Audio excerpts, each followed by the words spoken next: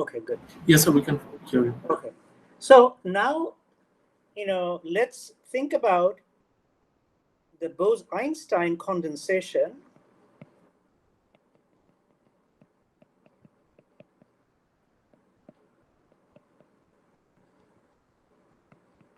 As an example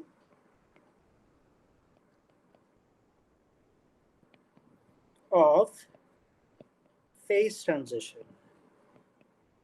Okay. It probably would have been better if we did something more familiar, like the phase transition of water from water to, say, ice, or from ice, or from water to vapor, or some sort of triple point. But we just don't have the time for that. So let's look at the. So all of you are familiar with phase transitions. Phase, at least in everyday life. So phase transitions are, for example, water at 0 degrees centigrade, becomes, or if you cool it below 0 degrees centigrade, it becomes ice. So the phase transition occurs at t equals to 0, or in terms of Kelvin, it's 273, I think. There might be some point something there. Now, the Bose-Einstein condensate is a new phase of matter. Okay.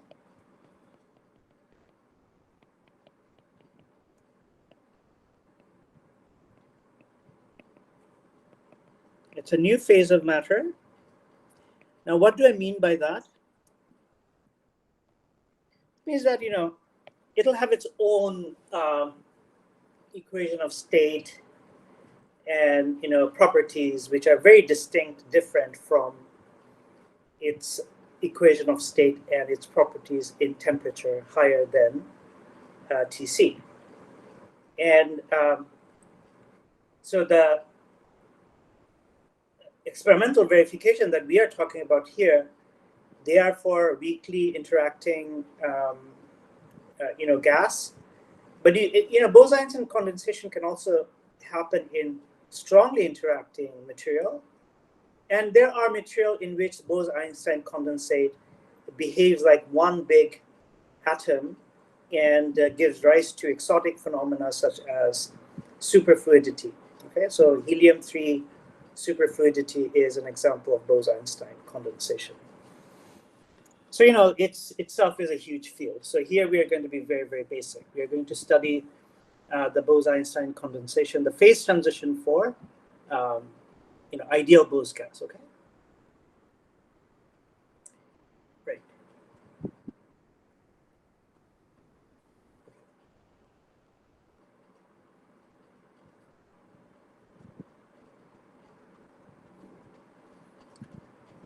So one thing that we want to do is that let's observe one thing is that, so let's go back to the equation of state. So the equation of state for the free Bose gas was beta log of Z, right? I mean, this is just in the energy, right, on the right-hand side, the whole thing. So this means that, so this was done in the, okay, so this is my definition of how I compute pressure, from the grand canonical ensemble. And so this means that if I look at the contribution of the ground state, so the contribution of the ground state to this equation, that's going to be of the form of 1 over V. So, okay, contribution of ground state to the pressure, okay, to the pressure will be 1 over V, and then, some log of 1 minus Z, where Z is the fugacity. Okay, so this just comes from the definition of the Bose, of the Bose distribution. Now, if I look at the, the expression for the number of particles, and let's take, because, we are near t equals to tc, we can effectively use those expressions. Then the number of particles is going to be given by V by lambda cubed, where lambda is the de Broglie wavelength, and then the zeta function evaluated at 3/2. Okay, remember that this was given by, for generic value of fugacity, this was given by V by lambda cubed G 3/2 of Z, right? So this was an integral. And similarly, the energy is given by, say, 3/2 N kBT,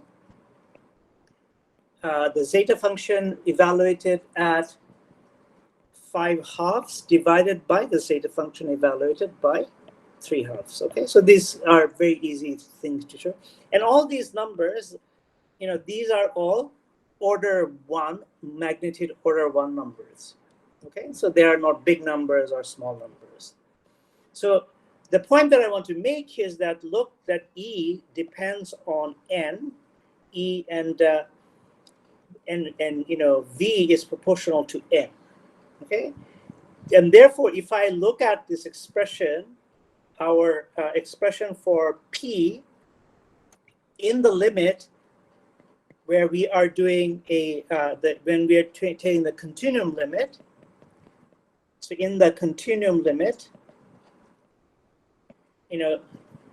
this thing has the expression kBT by lambda cubed G 5/2 of Z. And because we have figured out that, both E and V depend on N, the contribution to P from the ground state will be an additional thing where you'll have 1 minus Z log of something, but divided by V. And V has in it a factor of N. So because we are working in the large N limit, well, it doesn't have to be infinite, but, at least a few thousand, the contribution from this term to the pressure will be negligible. Okay, so we can safely ignore the contribution to the pressure, say, to the equation of state from the ground state, okay?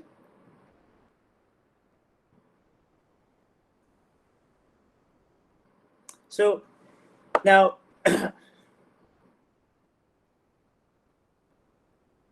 at the transition temperature,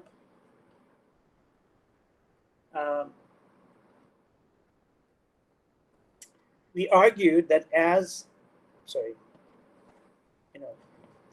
T went to 0, it went to Tc, what happens is that, this function G, say 5/2 of Z, that became a constant, right? And that became a constant because we saw that at T equals to Tc, the Z went to 1. And that is where, this Z cannot actually reach 1. It can only approach 1. So this is the limit that this function can get. And therefore, at very low temperature, say T less than Tc, the pressure will have the form kBT by lambda cubed zeta of 5/2. Now, lambda itself has a temperature dependence. And therefore, we see that for temperature T less than Tc, the pressure, behaves like T to the power 5/2, right? Because lambda has in it 1 over square root of T. Okay, so this is the low temperature limit. This is very different from the high temperature limit. High temperature limit, if you remember, the leading term was the, ideal gas law, which is P is proportional to T, and there are subleading terms, and I think the subleading term was of the order of 1 over square root of T. Okay. So this is the low temperature limit of the Bose gas. Okay, so before I move on, any questions?